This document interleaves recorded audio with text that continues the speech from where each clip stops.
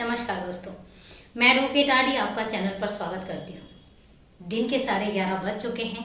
वारदात का जो है वो टाइम स्टार्ट हो चुका है। वारदात शुरू करूँ उससे पहले यही कहना चाहूँगी कि अगर आप इस परिवार में नए हैं तो ज़्यादा से ज़्यादा इस चैनल को सब्सक्राइब करें। इसके अलावा बेल आइकन ज़रूर प्रेस करें फर्दर नोटिफिकेशन के लिए। और अगर आपकी कोई भी राय है, कॉम्प्लीमेंट है या सजेशन है तो कमेंट बॉक्स में जाके कमेंट करके ज़रूर बताएं, क्योंकि मेरा मकसद बताना ही नहीं बचाना भी है। और हकीकत ये है दोस्तों कि मेरे आपके और क्राइम के बीच में फासला सिर्फ इतना है कि हम कितने सतर्क हैं, हम कितने सावधान हैं। सतर्क रहिए, सावधान रहिए। दोस्तों, वारदात शुरू करूं उससे पहले ना कुछ पॉइंट्स हैं जो मैं क्लियर करना चाहती हूँ। हम बहुत बार सुनते हैं ज़ीरो एफआईआर। ज़ीरो एफआईआर आप सबके लिए जानना जरूरी है। कई बार होता है हमें नाम तो पता होता है लेकिन हमें उसका प्रोसीजर नहीं पता होता। ज़ीरो एफआईआर वो है कि सपोज दैट आप किसी एरिया में रह रहे हैं लेकिन कहीं पर क्राइम होता है, कहीं पर कोई प्रॉब्लम होती है और अगर आप पुलिस स्टेशन में जाते हैं, वो थाना आपके एरिया में नहीं लगता है, तब भी उस पुलिस थाने को आपकी एफआईआर लिखनी पड़ेगी और उसके बाद वो एफआईआर जो है वो रिलेटेड थाने में ट्रांसफ़र होती है। वो जो कंप्लेन है वो रिलेटेड थाने में ट्रांसफ़र होती है। इसको बोलते हैं ज़ीरो एफआईआर। आप कोई भी पुलिस वाला आपकी कंप्लेन लिखने से मना नहीं कर सकता, चाहे वो इंडिया में ओवरऑल किसी भी पुलिस थाने में जाके आप कंप्लेन करते हैं। ये है ज़ीरो एफआईआर। ये आपका अधिकार है, आपका राइट है कि आप किसी भी थाने में जाके इमरजेंसी में आप कंप्लेन दर्ज करवा सकते हैं। दूसरा, पॉक्सो एक्ट। पॉक्सो एक्ट में आपको पता है 2012 में जो निर्भया कांड हुआ था, निर्भया कांड के बाद सुप्रीम कोर्ट जो है वो बहुत ज़्यादा स्ट्रिक्ट हुआ है बच्चों के साथ हो रहे क्राइम को लेकर। पॉक्सो एक्ट क्या है? पॉक्सो एक्ट वही है कि बच्चों के अगेंस्ट जो भी क्राइम होते हैं वो पॉक्सो एक्ट के अंदर आते हैं। पॉक्सो एक्ट में यह है कि आप ऑल ओवर इंडिया किसी भी पुलिस स्टेशन में जाके कंप्लेन जब दर्ज करवाते हैं तो वहाँ की पुलिस को इमीडिएट एक्शन लेना पड़ेगा। अगर बात माइनर की आ जाती है, मतलब 18 साल से नीचे के बच्चों की आ जाती है, चाहे वो लड़का हो या लड़की हो।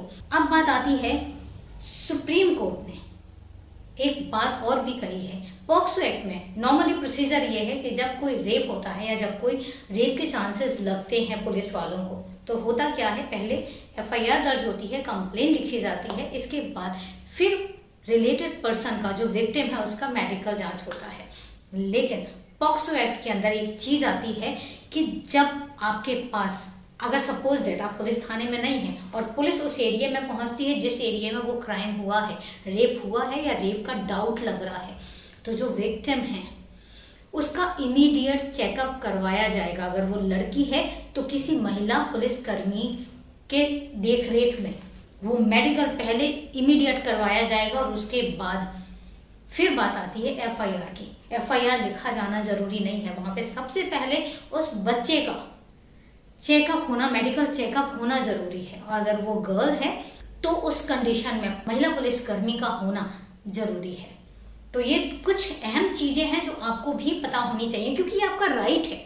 सुप्रीम कोर्ट ने ये आपको राइट दिया है कि आपको इस मैटर में अवेयर रहना है, मतलब जागरूक रहना है। तो ये कुछ बातें थी, क्योंकि पॉक्सो एक्ट के लिए कहीं ना कहीं मैं बहुत ज़्यादा अग्रसर रहती हूँ। शायद मुझे इस टॉपिक पे बात करना अच्छा लगता है। मैं चाहती हूँ कि हम सब इस चीज़ों को लेकर, बच्चों के साथ जो क्राइम हो रहे हैं उन क्राइम्स के लिए हमारा आपका जागरूक रहना बहुत ज़्यादा ज़रूरी है। और यही रीज़न है कि मैं आज आपसे इस टॉपिक पे इतना सीरियसली बात कर रही हूँ। तो ये कुछ टॉपिक हैं जो आपको पता होने चाहिए। ये तो थी दोस्तों कुछ महत्वपूर्ण जानकारियाँ। अब बात आती है आज की वारदात की। 24 सितंबर 2023, 24 सितंबर को एमपी है मध्य प्रदेश में एक सतना जिला है। सतना जिला में एक जैतवार पुलिस थाना है। जैतवार पुलिस थाने के पास ही एक गांव है। उस गांव में एक बच्ची है, 8वीं में पढ़ती है, 14-15 साल की बच्ची है। 14 साल कंप्लीट किए होंगे, 15 में एंटर की होगी, मतलब 14 या 15 साल की बच्ची है।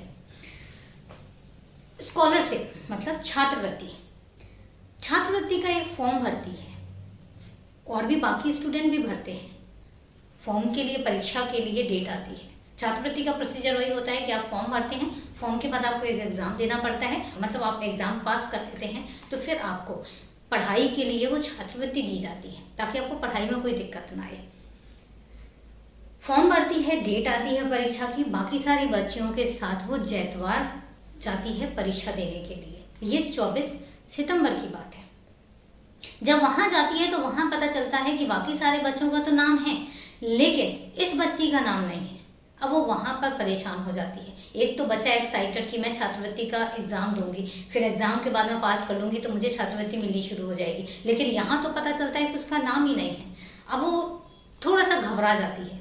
वो उसको ये पता चल जाता है कि मेरा नाम नहीं है, तो वो आगे अपने घर की तरफ चल पड़ती है।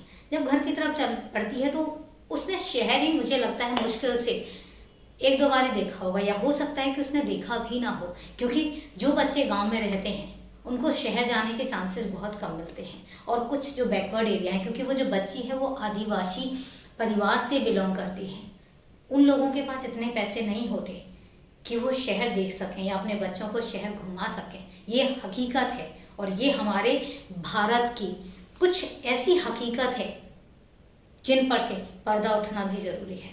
उनके पास इतना भी पैसा नहीं होता कि वो अपने बच्चों को शहर दिखा सकें कि शहर होता कैसा है। उस बच्ची को शहर की चकाचौंध अच्छी लगती है, वो शहर में एंटर कर जाती है, घूमते घूमते बस में बैठती है और रेलवे स्टेशन पहुंच जाती है। और रेलवे स्टेशन पहुंचने के बाद वो एक ट्रेन में घुस जाती है, ट्रेन चल पड़ती है और 721 किलोमीटर दूर जाके देर रात 12-1 बजे के समथिंग ट्रेन पहुंचती है उज्जैन शहर। जब उज्जैन शहर पहुंचती है, क्योंकि उज्जैन ही स्टॉपेज था, और उज्जैन शहर पहुंचने के बाद लड़की जो है वो उज्जैन में उतरती है। उतरने के बाद यहाँ वहाँ भटकती है, उसको नहीं समझ में आता कि वो कहाँ आ गई है। सिर्फ एक घूमने के चक्कर में वो बच्चा जो है वो गुमराह हो जाता है। रेलवे स्टेशन से बाहर निकलती है, एक ऑटो वाले को बोलती है मुझे ड्रॉप कर दो। वो कहता है जाना कहाँ है, उसको कुछ नहीं पता कि वो कहाँ जाना, उसको तो ये भी नहीं पता कि ये है कौन सा शहर। ऑटो वाला उसको बिठाता है, थोड़ी दूर में जाके उसको ड्रॉप कर देता है। उसको समझ में आ जाता है कि इस बच्ची के पास पैसे वैसे नहीं है, उतार देता है। इंसानियत नहीं कहती, इंसानियत ये कहती है कि अगर कोई बच्चा भूल गया है, भटक गया है, तो आप उसको ले जाके एटलीस्ट पुलिस स्टेशन में जाके बिठा दीजिए कि ये बच्चा जो है भटक गया है, इसको इसके डेस्टिनेशन पर पहुंचाया जाए। इंसानियत ये कहती है, लेकिन हमारे अंदर की, मुझे लगता है, इंसानियत मर चुकी है। अगर एक पहला ऑटो वाला ये काम करता ना कि पुलिस स्टेशन ले जाकर उस बच्ची को पुलिस वालों के हवाले कर देता, तो शायद आज बच्ची इतने बड़े दर्द से नहीं गुजरती, लेकिन ऐसा हुआ नहीं।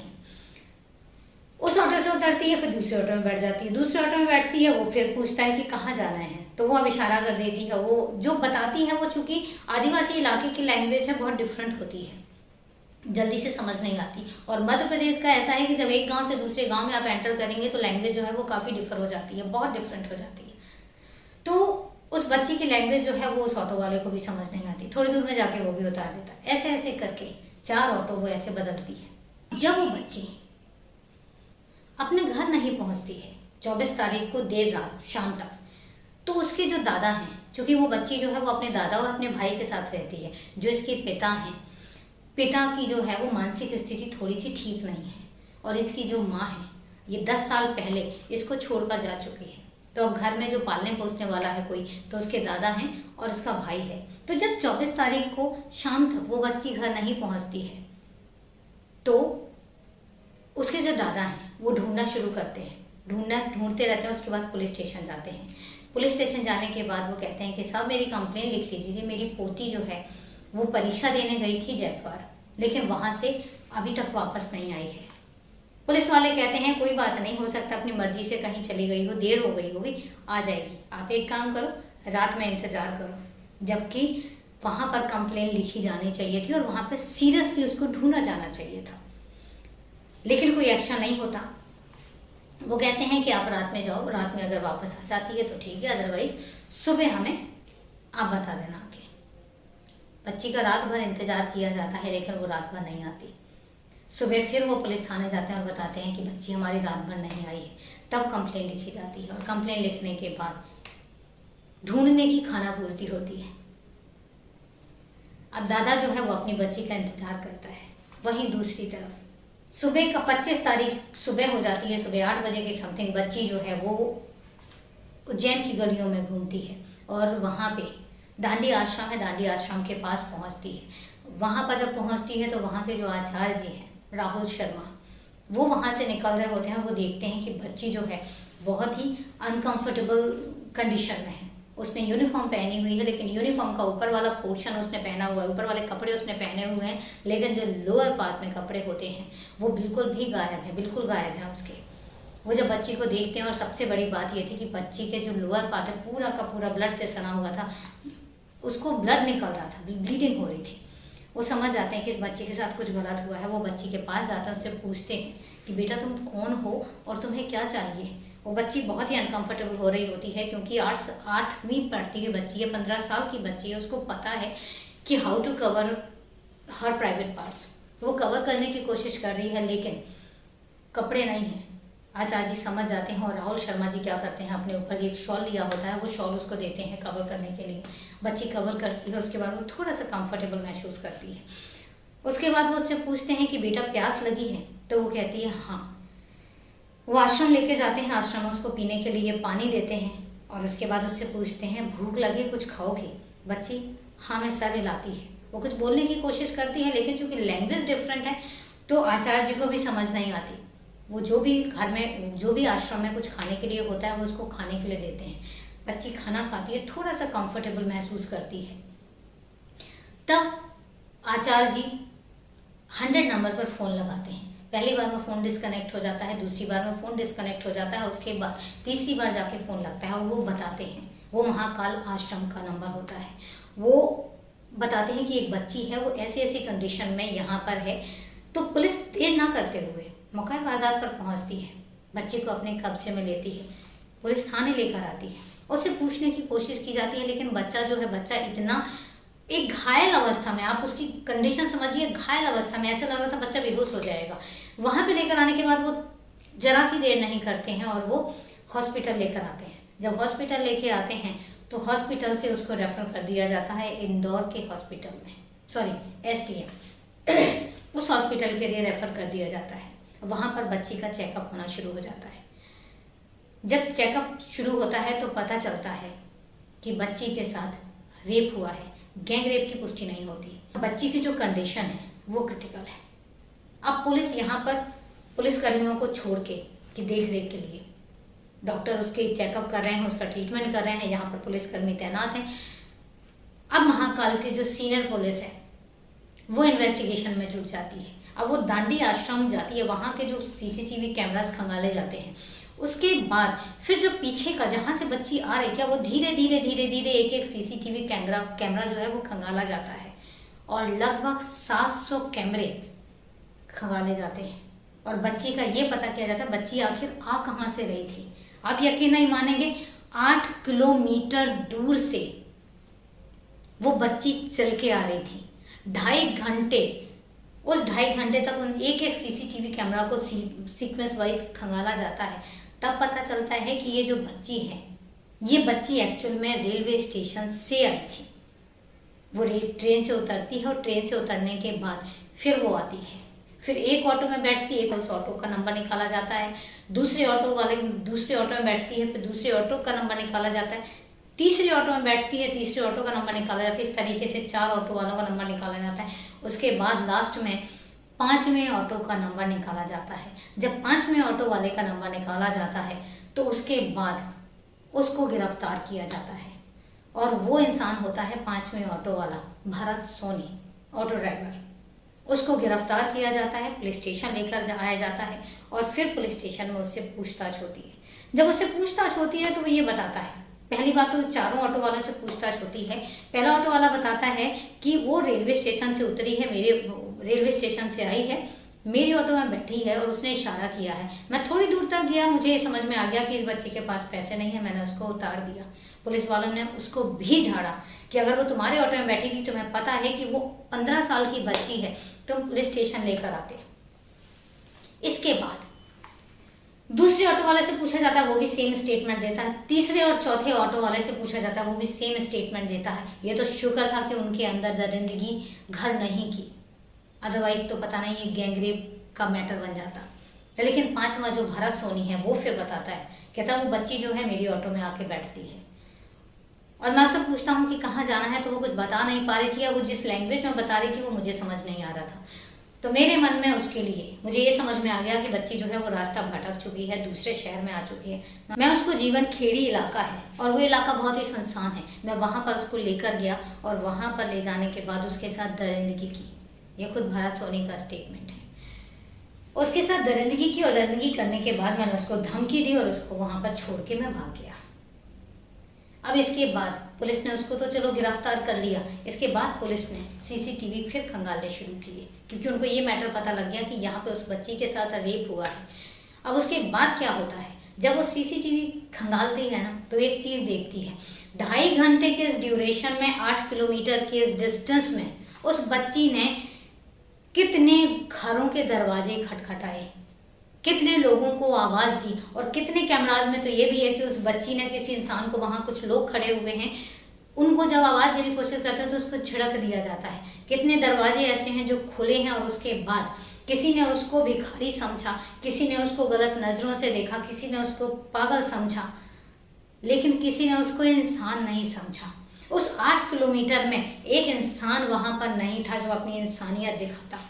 उस 8 किलोमीटर के ड्यूरेशन में, उस 8 किलोमीटर के डिस्टेंस में कोई ऐसा इंसान नहीं था जो एक बार उससे ये पूछता कि उसको प्रॉब्लम क्या है, अपनी नींद से उठ के कम से कम। क्योंकि हकीकत ये है हमारे घर का मैटर नहीं है, आज की दुनिया इतनी ही वो है कि हमारे घर का मैटर नहीं है। जब हमारे घर के बच्चे के साथ कोई प्रॉब्लम होती है तब हमें ये पता लगता है कि हाँ एक्चुअल में प्रॉब्लम हुई है, लेकिन अगर वो किसी और के साथ प्रॉब्लम हुई है तो कोई उठ के नहीं देखता, तो कोई एक बार ये नहीं पूछता कि कोई तकलीफ तो नहीं है। हमारी इंसानियत इतनी मर चुकी है। 15 साल की एक बच्ची थी, उसकी हालत सामने दिख रही थी, लेकिन उसके बाद एक बार तो इंसानियत जागनी चाहिए थी।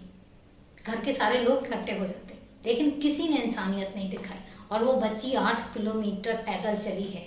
सोचिए उसकी क्या हालत। एक तो पहले ही वो एक ऐसी दरिंदगी का शिकार हुई है जो नहीं होनी चाहिए, लेकिन उसके बाद वो फिर उसी हालत में, उसी घायल अवस्था में बेचारी वो 8 किलोमीटर पैदल चलती है। और उसके बाद तब जाके डांडी आश्रम जो है वहाँ के आचार्य जी, उनकी इंसानियत जागती है, वो देखते हैं और वो अपनी इंसानियत दिखाते हैं। काबिले तारीफ है वो जिन्होंने ये एक्शन लिया। बच्ची जो है, बच्ची का उपचार चल रहा है। इसके बाद होता क्या है, जब भरत सोनी को उस जगह पर ले जाया जाता है उस जगह की जांच करने के लिए, एविडेंस कलेक्ट करने के लिए, तो भरत सोनी मौका पाके भागने की कोशिश करता है। जब वो भाग रहा होता है तो फिर वो एक गड्ढे में गिर जाता है और गड्ढे में गिरने से उसके पैर में जो है वो चोट लगती है। हॉस्पिटल में उसको एडमिट कर दिया जाता है। अब बच्ची से पूछा जाता है, बच्ची बोलने की कंडीशन में नहीं है, बच्ची का पता नहीं, और जिस लैंग्वेज में वो बोल रही है वो लैंग्वेज किसी की समझ नहीं आ रही है। मनोचिकित्सक वहाँ पे हैं, बाकी डॉक्टर्स हैं जो उसका जो ट्रीटमेंट कर रहे हैं, लेकिन कोई भी बच्ची की लैंग्वेज नहीं समझ पा रहा है। तो होता क्या है, पुलिस यहाँ पे क्या करती है कि उस बच्ची का photo, blur photo, actual photo नहीं, लेकिन नीचे वाला जो पार्ट है वो ब्लर करके वो न्यूज़पेपर में फ्रंट पेज में छपवा देते हैं। जब ये न्यूज़पेपर हर जगह जाता है तो वो जैतवार भी पहुंचता है और जैतवार के उस गांव में भी पहुंचता है। जब उस गांव में पहुंचता है, चूंकि शोर हो चुका था कि उस घर की बच्ची जो है वो गायब है, तो जिसके पास वो न्यूज़पेपर पहुंचता है वो उस न्यूज़पेपर को लेके वो नहीं पहचान पाता है कि एक्चुअल में ये बच्ची वही है कि नहीं, क्योंकि फेस ब्लर था। लेकिन उसको ये तो पता था कि वो बच्ची जो है वो यूनिफॉर्म में घर से निकली है, तो वो उसके घर में उसके दादा के पास लेकर जाता है। जब दादा को वो फोटो दिखाई जाती है तो दादा पहचान जाता है कि उन्हीं की पोती है, और फिर उस नंबर पे वो कॉल करते हैं, कॉल करके बताते हैं कि वो हमारी ही पोती है। फिर दादा दौड़ पहुंचते हैं अपनी पोती के पास। ये थी पूरी वारदात। एक बहुत ही अच्छी खबर ये भी है कि जो महाकाल पुलिस थाने के एसपी हैं अजय वर्मा जी ने ऐलान किया है कि बच्ची के ठीक होने से लेकर, उसके पालन पोषण से लेकर, उसकी पढ़ाई से लेकर और उसकी शादी तक का जितना भी पूरा खर्चा आएगा वो खुद ही बेयर करेंगे। वो उस बच्ची को गोद लेना चाहते हैं। तब लेना चाहते हैं जब उनके घर वालों की परमिशन हो, उस बच्ची के जो दादा हैं दादा परमिशन दें तब लेना चाहते हैं। लेकिन वो चाहते हैं कि उस बच्ची को वो अपने संरक्षण में रखें और उसको अच्छी परवरिश दें। काबिल तारीफ है, क्योंकि हकीकत ये है कि स्टेप कोई नहीं लेता, लेकिन अगर उन्होंने लिया है तो तारीफ के काबिल है और ऐसे स्टेप लिए जाने चाहिए। सैल्यूट है अजय वर्मा जी को। एक बहुत ही अच्छी बात, काबिल तारीफ बात कहूँ मैं तो जो भरत सोनी है उसके पिताजी ने एक चीज़ कही है कि अगर उसने क्राइम किया है और अगर उसका क्राइम साबित हो जाता है तो उसको सजाए मौत मिलनी चाहिए, उसके अलावा और कोई भी सज़ा नहीं होती। उन्होंने ये भी कहा कि अगर हम एक क्रिमिनल को छोड़ देंगे तो ये वारदातें बार बार होती रहेंगी। इसलिए ये सबक लेने की ज़रूरत है कि बच्चों के साथ तो क्या, ये जो हैवानियत है, रेप है, जो इसका कल्पिट होता है, कल्पिट को कठोर से कठोर सज़ा मिलनी चाहिए। सलाम है उस पिता को जो अपने बच्चे के अगेंस्ट खड़ा है। ये थी पूरी वारदात खत्म करूं उससे पहले वही हमारा सवाल जवाब का सिलसिला।